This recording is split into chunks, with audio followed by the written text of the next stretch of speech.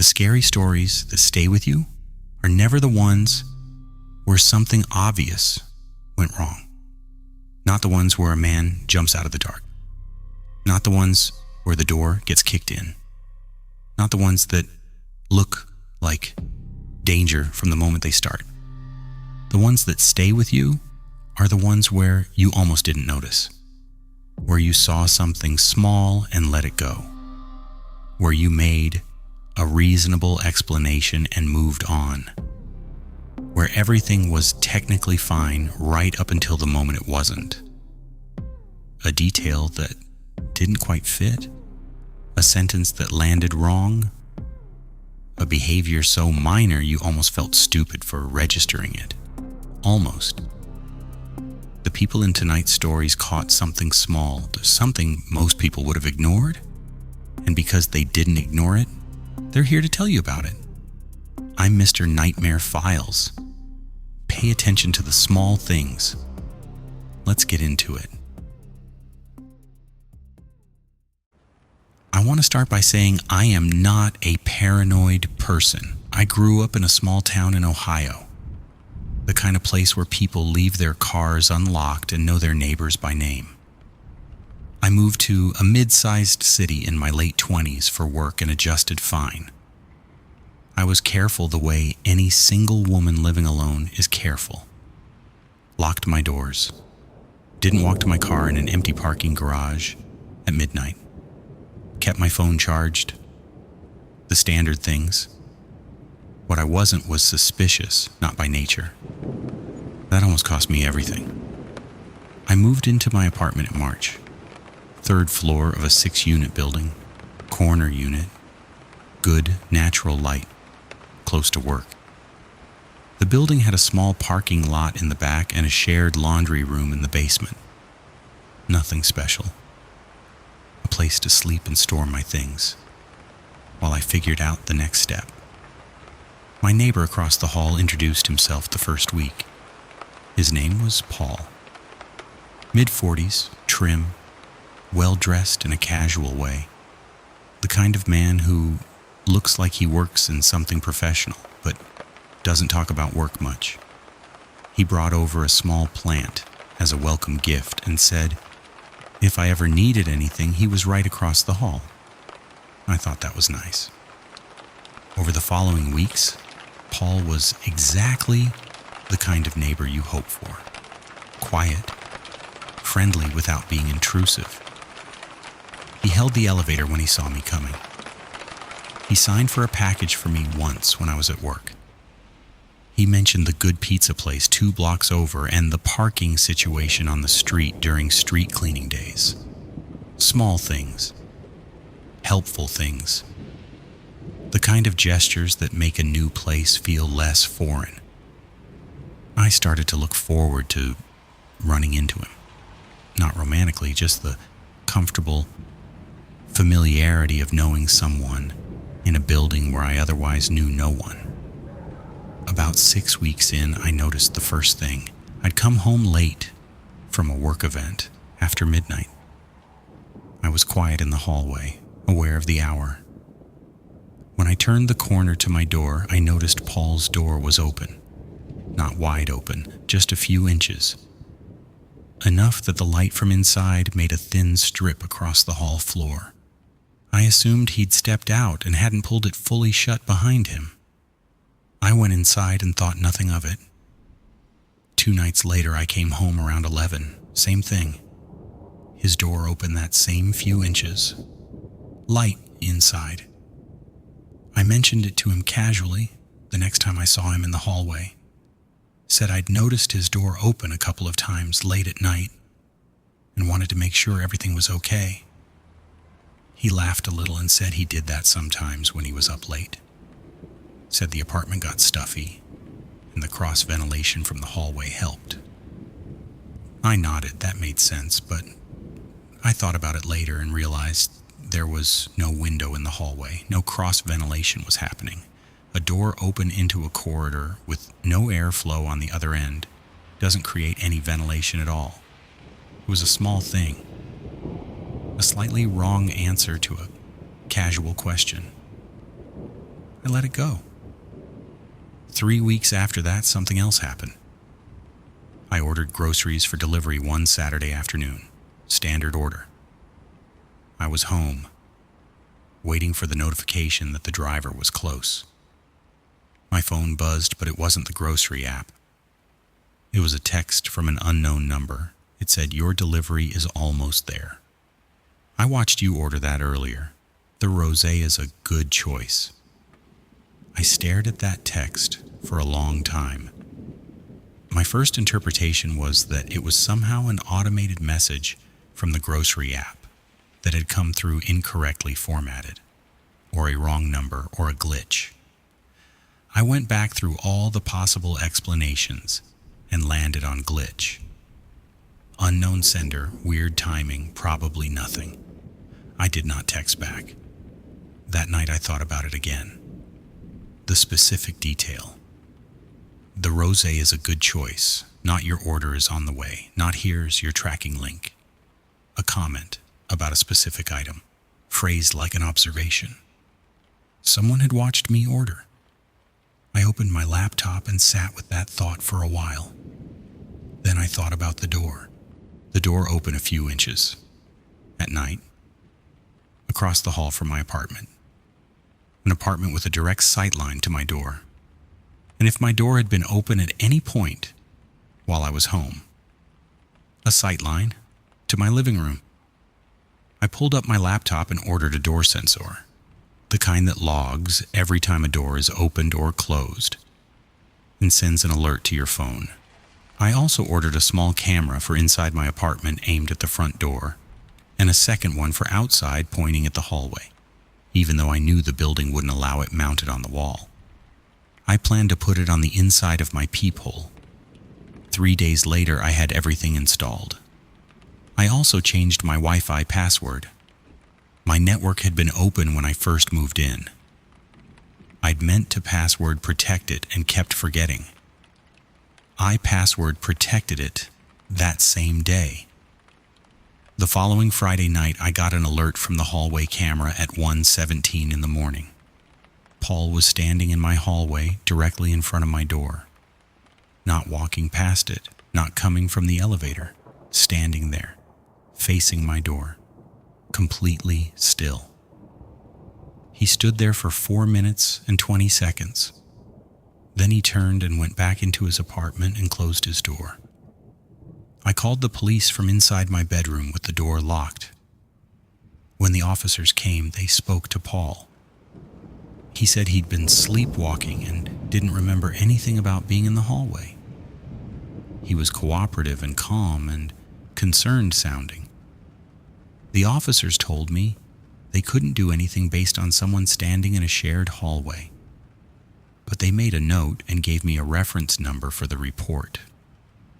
I called my building manager first thing in the morning and told him I wanted to discuss my lease and a possible unit transfer. He asked why. I showed him the camera footage. 4 minutes and 20 seconds. I moved out of that apartment within 2 weeks, broke the lease, and paid the penalty. I also filed a formal report with the police that included the text message, the camera footage, and a written account of every interaction I could remember. Paul was not charged with anything. There wasn't enough for charges. But the building manager, to his credit, did not renew Paul's lease. I think about the text message a lot. The rosé is a good choice.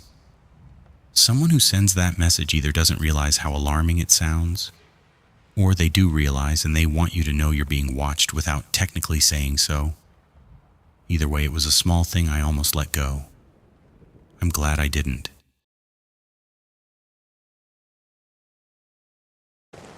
I worked retail management for about 7 years. Sporting goods, the kind of store where you sell shoes, camping equipment, gym gear, that kind of thing. I managed a location in a suburb of Atlanta. Good store, solid team, busy enough to keep things moving. I dealt with every kind of customer situation you can imagine. Shoplifters, rage incidents, medical emergencies in the fitting room, the full range. I thought I understood people. This one got past me for longer than I'd like to admit. He started coming in about 18 months before anything actually happened. I'll call him the returner, because that was the pattern. He would come in, browse, make a purchase, and then return it a few days later. Not unusual on its own. Returns are a part of retail, but the frequency was notable after a while. Once a week, sometimes twice. Always cash purchases, always returned, always something different. He was average in almost every way that matters for description.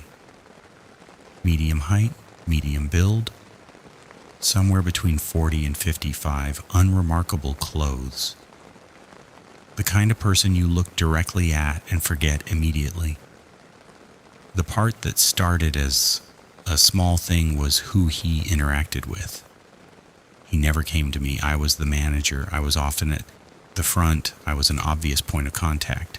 He consistently went to one of my younger employees, a 23-year-old woman named Cassie, who worked the floor on weekends and 2 weekday shifts. Retail customers develop preferences. They like the person who helped them find their size. They come back and ask for them by name. That happens. So this wasn't alarming on its own, but Cassie mentioned it to me in passing one afternoon. She said the guy who always returned stuff had asked her what days she worked. I asked what she told him. She said she told him the truth. Her regular schedule, I noted it, didn't say much. Told her if he made her uncomfortable, she could redirect him to me or another team member. She said he was fine. Just a little odd. The next thing happened about 3 weeks later. Cassie came to me before her shift and said she'd seen the returner at the coffee shop near her apartment that morning. Not at the store, near her home, about 4 miles from our location. She said he'd waved at her and she'd waved back because she didn't know what else to do. I asked if she'd told him where she lived or what coffee shop she went to. She said no. I told her to let me know if she saw him anywhere else outside the store. 2 days later, she did. Same coffee shop, different morning. He was already there when she arrived. I pulled our transaction records for his account. Because he paid cash, we didn't have a name, but we could see the transaction pattern. Over 18 months, he had made 46 purchases and 46 returns. The item varied every time. Shoes, a water bottle, a gym bag, a headlamp, a jump rope. The price varied, the product varied. The only consistent element was that every single transaction had been processed by Cassie. 46 times he had waited for Cassie to be available. Across 18 months. I called the non-emergency police line that afternoon, described the situation. The officer I spoke to said it wasn't a crime to shop at the same store repeatedly, but said if the employee felt she was being followed to document it and contact them again. I documented everything. I also called Cassie into my office and told her I didn't want her to work the floor alone going forward. I adjusted the schedule so she always had someone with her during her shifts. I told her not to take breaks outside by herself. She asked me if I thought she was in danger. I told her I didn't know, but I wasn't going to wait to find out.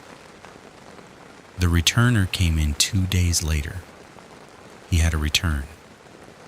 Naturally, I was waiting at the register. He set the item on the counter and looked at me and then looked around the store. I processed the return without expression. He asked where Cassie was. I told him she wasn't in today. He asked when she worked next. I said I wasn't able to share that information. He nodded slowly. A long pause, and then he said, "That's too bad," and picked up his cash and left. He came back 3 more times over the next 2 weeks, always with a return, always asking for Cassie. I told him each time she wasn't available. The 4th time he came in, he was different. Still calm, still unremarkable, but when I told him Cassie wasn't available, he looked at me for a moment longer than the previous times. He said, "You've been very unhelpful."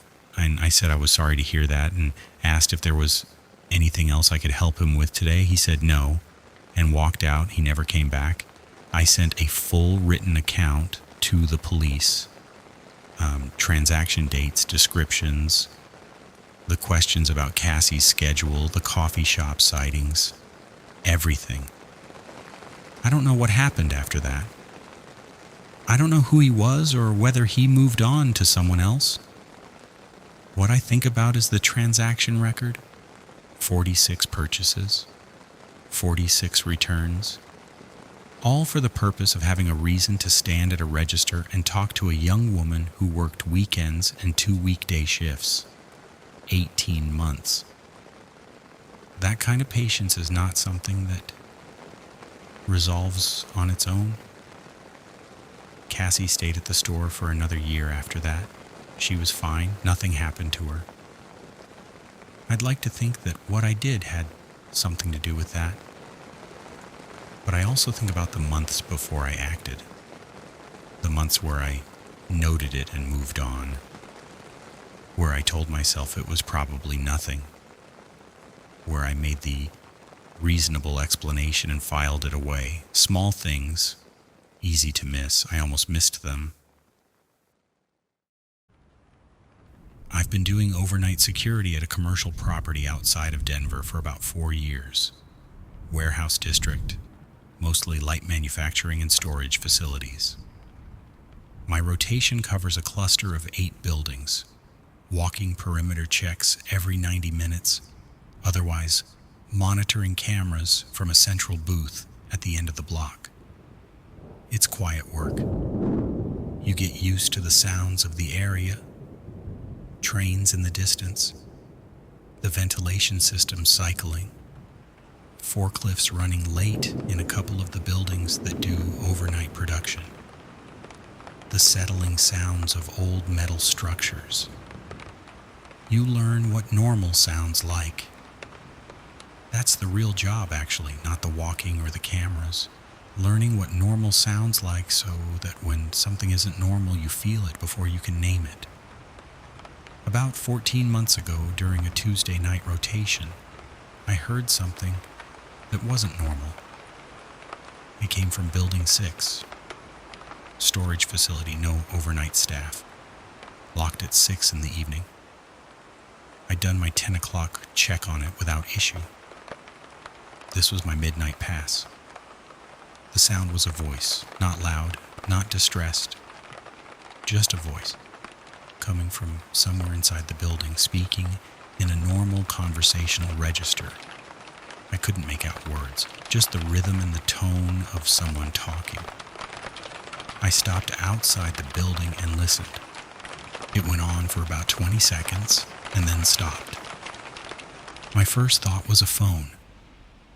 Someone had left a phone inside and it was playing something. A podcast, a show, anything, it happens. I noted it and continued my rounds, planning to check the camera feed when I got back to the booth. The camera covering Building 6's interior showed nothing. Standard angles, decent coverage, storage racks, floor space, loading area near the door. No movement, nothing out of place. I logged the sound as ambient, probable electronic device, and continued the shift. At 2 in the morning, I did my next perimeter pass. Building 6 again. The voice was back, same quality, conversational, not distressed. But this time it was closer to the exterior wall near where I was walking, and this time it stopped the moment I stopped. When I started walking again, it started again. When I stopped, It stopped. I stood outside that wall for a full minute without moving. Silence. I stepped away, walked 10 paces, and stopped again. The voice started up on the other side of the wall. I went back to the booth and called my dispatch, told them I had a possible unauthorized presence in Building 6. They said to keep monitoring and not to enter the building alone. They'd contact the property manager for authorization to enter. I went back to Building 6 and stood outside while I waited. Silence now. No voice. The property manager authorized entry 40 minutes later. I went in with a second guard who'd been called from a nearby property. We cleared the building systematically, row by row, rack by rack. Storage facilities are complicated environments for this. There are a lot of places to be that aren't immediately obvious. High shelving gaps between racks, pallet stacks that create temporary walls. We found nothing. No person, no phone, no device of any kind that could explain what I'd heard. I logged it as unresolved and submitted a full report. For 2 weeks, nothing happened. Then on a Saturday night, I heard it again. Building 6, after midnight. The voice from the other side of the wall. But this time, and this is the part I want you to understand clearly, this time I heard what it was saying. It was saying my name. Not a name that sounds like my name. Not my last name, which is on my badge. My first name, which I've never put on anything connected to that job, which I haven't given to anyone at that property. My first name, spoken in a conversational tone, from the other side of a wall in a locked building at 1 a.m. I stood completely still. Then it said, "I can hear you breathing out there." I stepped back from the wall and called dispatch and told them I needed a police presence at Building 6 immediately. 2 cruisers came within 8 minutes. We went through the building with 4 people and flashlights and looked at everything. In the far corner of the building, behind a section of shelving that had been partially moved, there was a space about 4 feet wide between the last rack and the exterior wall. In that space was a sleeping bag, a backpack, 2 empty water bottles, a battery-powered speaker connected to a phone. Someone had been living in that building. For how long, I couldn't determine, but long enough to be comfortable. Long enough to have moved furniture, to create a hidden space. Long enough to learn my name. The backpack had a wallet in it. The officers identified the person. I won't give you the name. What I will tell you is that when they cross-referenced the name, there was a prior history, specifically related to surveillance, to following, to the quiet study of people who didn't know they were being studied. They found him 3 days later at another property in the district. The officers who interviewed me afterward asked how long I'd been hearing the voice before that night. I said 2 weeks. One of them asked why I hadn't escalated sooner. I thought about that for a long time after. The honest answer is that it seemed like it could be explained. A phone, a device, an echo from somewhere else in the building. All of those explanations were available, and I reached for them because they were comfortable. The voice had been using my name the whole time. I just hadn't been close enough to hear it. The thing that wakes me up, sometimes at 3 a.m, is the other part. The part where it said, "I can hear you breathing out there." Which means that on all the nights I was standing outside that wall listening for it, it was on the other side listening for me. Small thing. A voice I couldn't quite make out. Very easy to miss. 3 people. 3 small things they almost let go. A door open a few inches too many times. A man who returned 46 items just to stand at a register.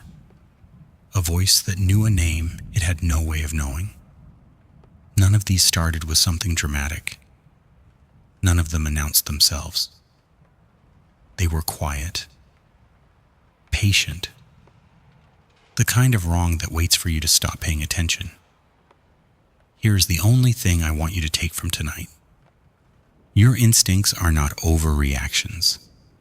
That small feeling that something is off is not paranoia. It is your brain processing something your conscious mind hasn't caught up to yet. Trust it. Document it. And don't wait for something big before you take it seriously. Because by the time it gets big, the small things have already been happening for a long time. Drop a comment.